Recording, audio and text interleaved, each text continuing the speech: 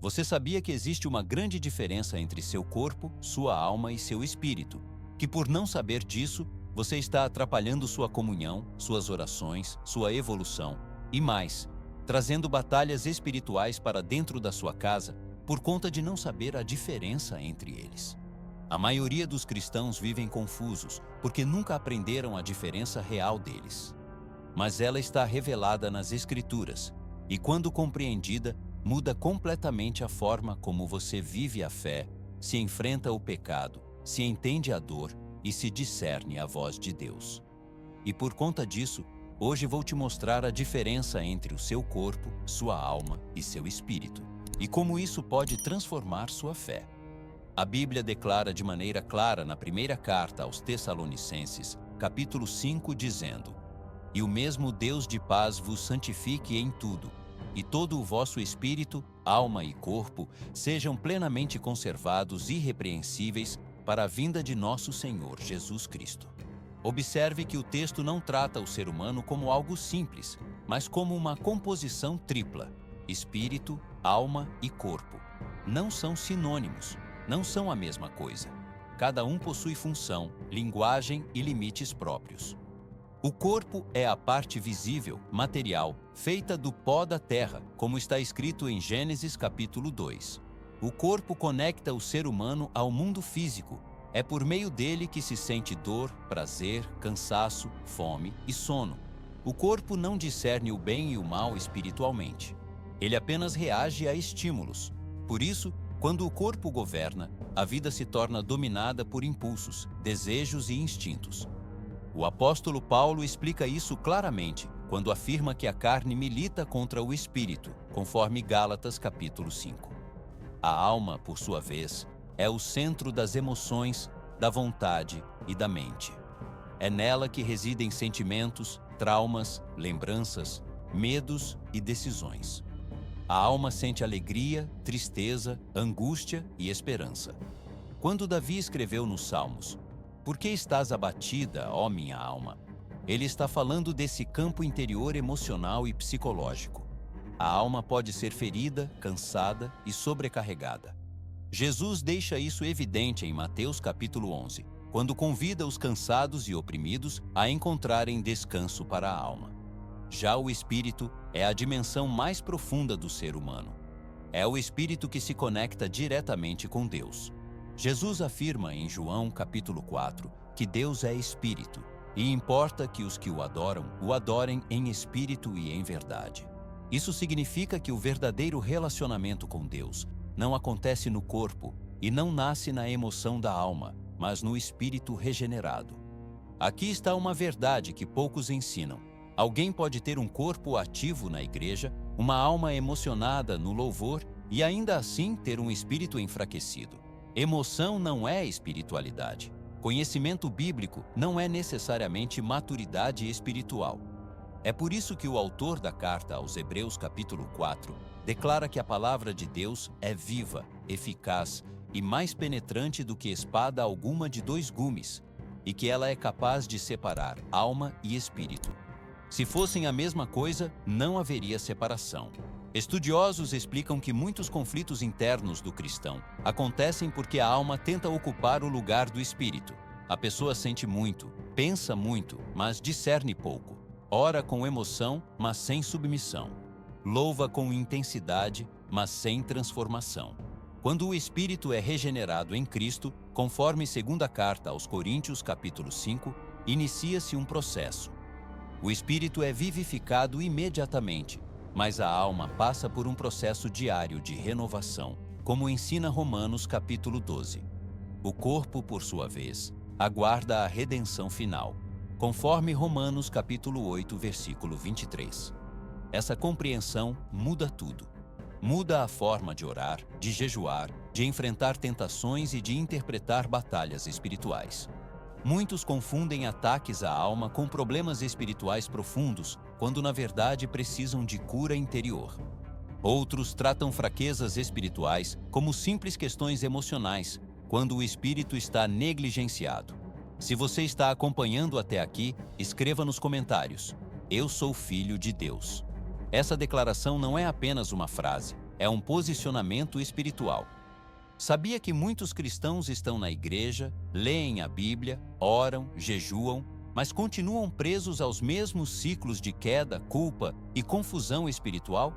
Isso acontece porque não aprenderam a discernir onde o problema realmente está, no corpo, na alma ou no espírito.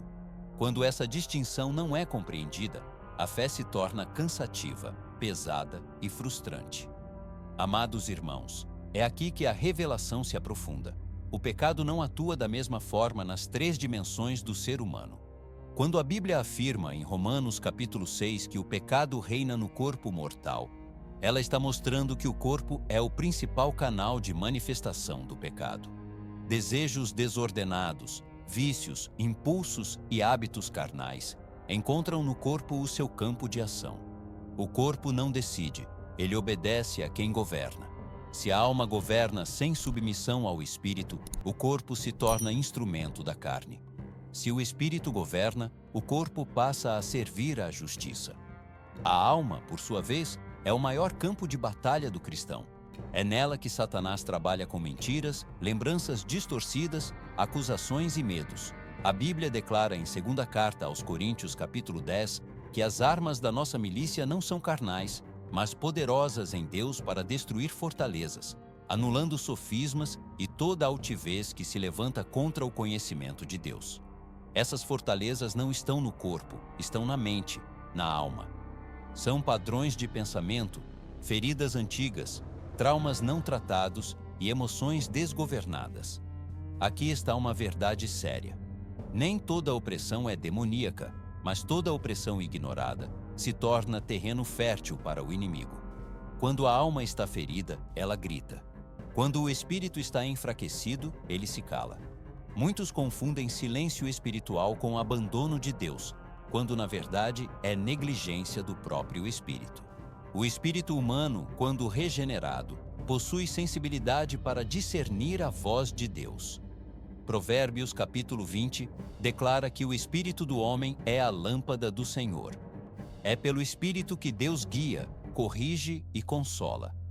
Porém, quando a alma está barulhenta demais, cheia de emoções desordenadas, o espírito não consegue ser ouvido. Por isso muitos dizem que Deus não fala mais, quando na verdade nunca aprenderam a silenciar a alma. Jesus deixa isso claro quando, em Mateus capítulo 26, versículo 41, afirma que o espírito está pronto, mas a carne é fraca. Observe que ele não diz que o espírito é fraco. O espírito regenerado deseja agradar a Deus. O problema está na carne e na alma, que não foram disciplinadas. Estudiosos explicam que a maturidade cristã acontece quando a alma aprende a se submeter ao espírito e o corpo aprende a obedecer a ambos. Isso é santificação. Santificação não é ausência de luta, é governo correto. Quando o espírito governa, a vida entra em ordem. A Bíblia mostra que o novo nascimento acontece no espírito, conforme João capítulo 3, versículo 6. O que é nascido do espírito é espírito. Isso significa que ninguém nasce salvo na alma. Emoção não salva. Lágrimas não salvam. O que salva é a regeneração espiritual operada pelo Espírito Santo. A alma passa por um processo contínuo de restauração e o corpo aguarda a glorificação final. É por isso que há pessoas que se emocionam profundamente em cultos, mas não conseguem manter uma vida de santidade durante a semana. A emoção toca a alma, mas não governa o espírito. Sem governo espiritual, a fé se torna instável.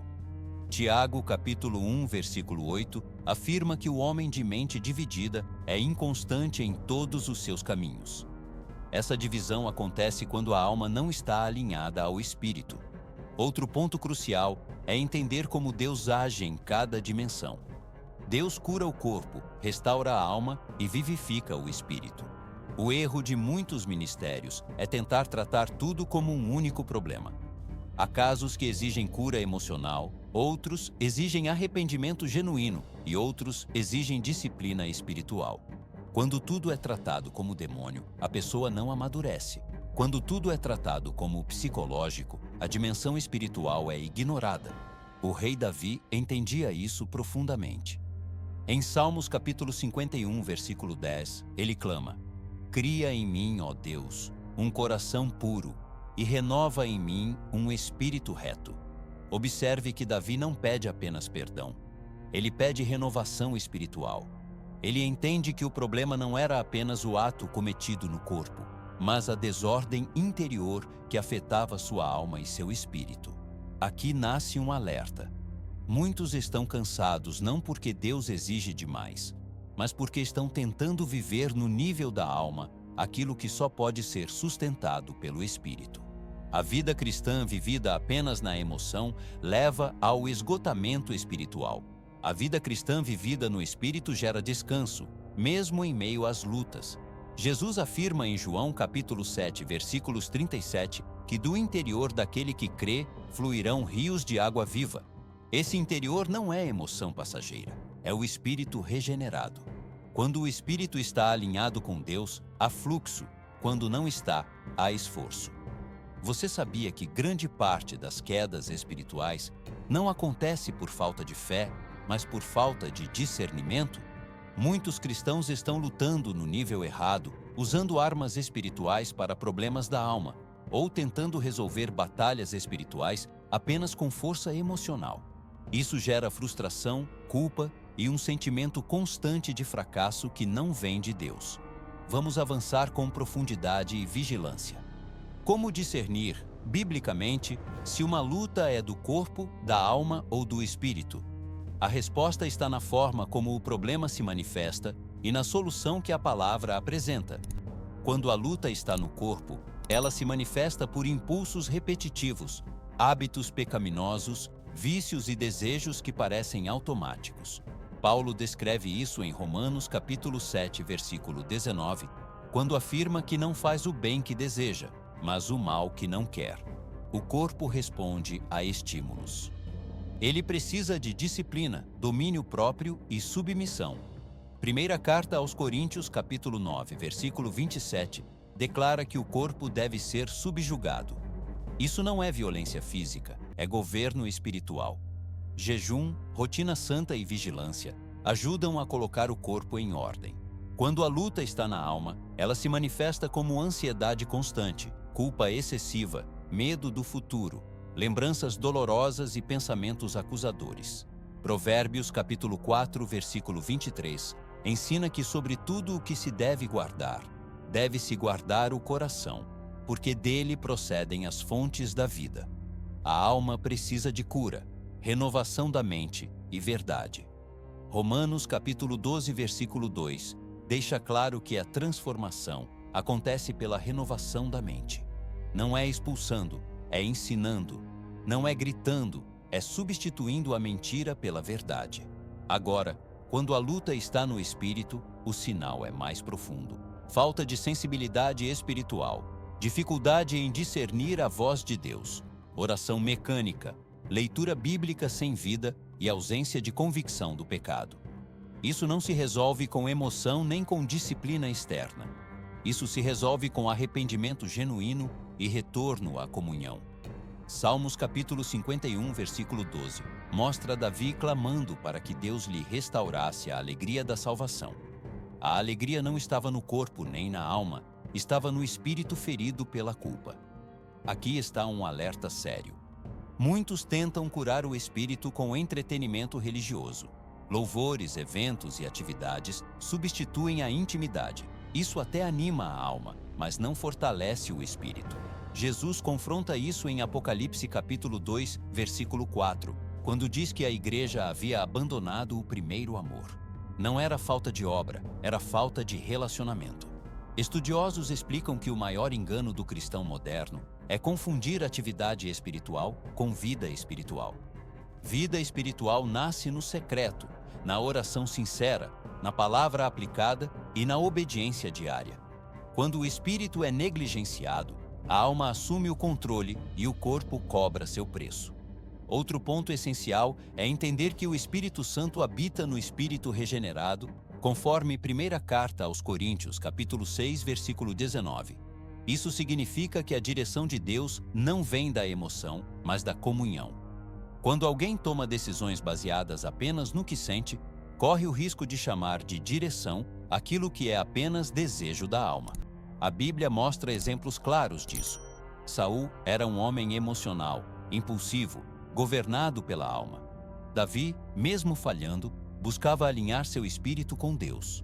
Por isso, Deus declara em 1º livro de Samuel, capítulo 13, versículo 14, que Davi era um homem segundo o coração de Deus. Não porque não errava, mas porque se quebrantava espiritualmente. Aqui nasce uma revelação poderosa. A maturidade cristã não é ausência de luta, é capacidade de discernir de onde ela vem. Quem discerne, luta melhor. Quem não discerne, se cansa rápido. Efésios capítulo 6, versículo 12, deixa claro que a luta não é contra carne e sangue. Isso inclui a própria carne. Muitas guerras são internas antes de serem externas. Quando o espírito governa, a alma se aquieta e o corpo obedece. Isaías capítulo 26, versículo 3, declara que Deus guarda em perfeita paz aquele cujo propósito está firme. Propósito firme é espírito alinhado.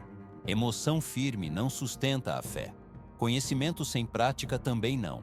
Se você percebe que muitas batalhas que enfrenta são repetidas, talvez o problema não seja intensidade, mas direção. Não é orar mais alto, é orar melhor. Não é sentir mais, é obedecer mais. Jesus afirma em João capítulo 14, versículo 21, que quem o ama guarda os seus mandamentos. Amor bíblico não é sentimento, é submissão. Você já ouviu falar que Deus não deseja apenas salvar, mas alinhar completamente o ser humano? Essa é a verdade mais poderosa deste estudo. Quando corpo, alma e espírito estão desalinhados, a vida cristã se torna pesada. Quando estão alinhados segundo a palavra, a fé se torna firme, madura e perseverante, mesmo em meio às lutas.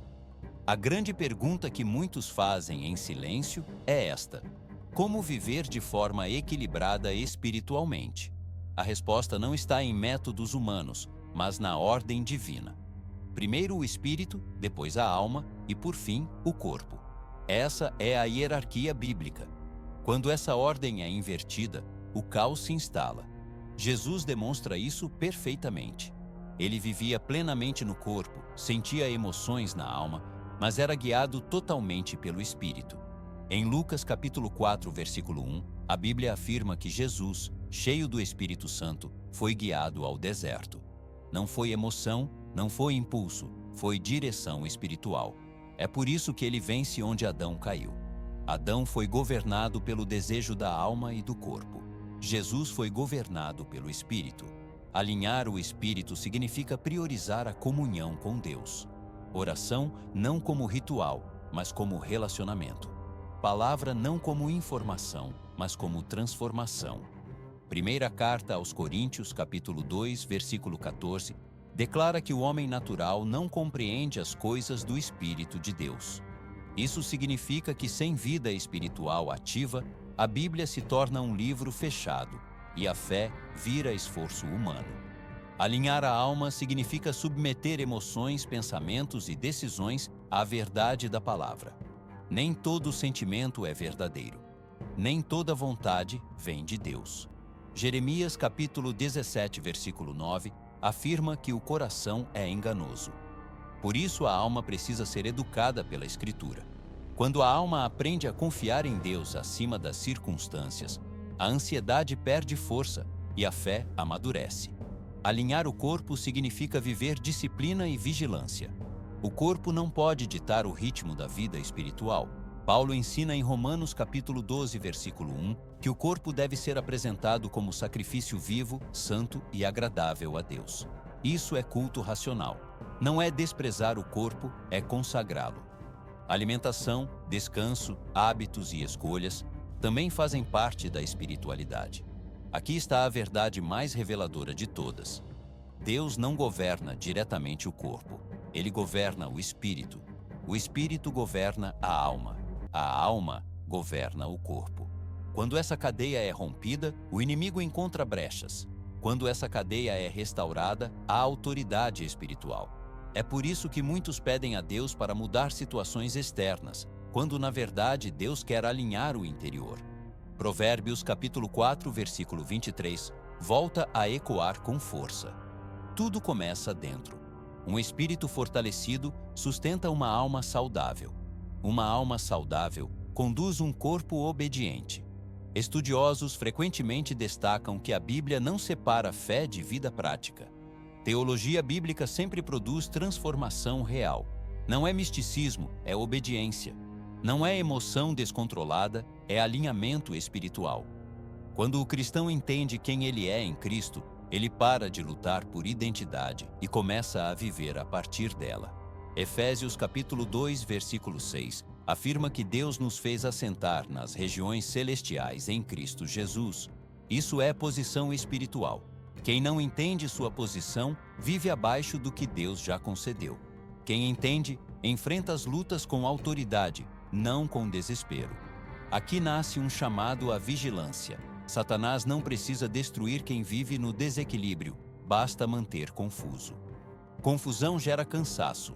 Cansaço gera afastamento. Afastamento gera frieza. Por isso a palavra chama a sobriedade e vigilância em 1ª carta de Pedro, capítulo 5, versículo 8. Se você assistiu até aqui, escreva nos comentários com convicção: eu sou filho de Deus. Essa declaração reafirma sua identidade espiritual e fortalece sua fé. Agora, um convite. Se este conteúdo edificou sua vida, inscreva-se no canal, deixe o like, comente e compartilhe este vídeo. E acima de tudo, se você ainda não entregou sua vida a Jesus Cristo, faça isso agora. Reconheça-o como Senhor e Salvador. A salvação começa no Espírito, transforma a alma e alcança toda a vida. Procure uma igreja bíblica perto da sua casa, congregue, caminhe em comunhão e permita que Deus complete a boa obra que começou.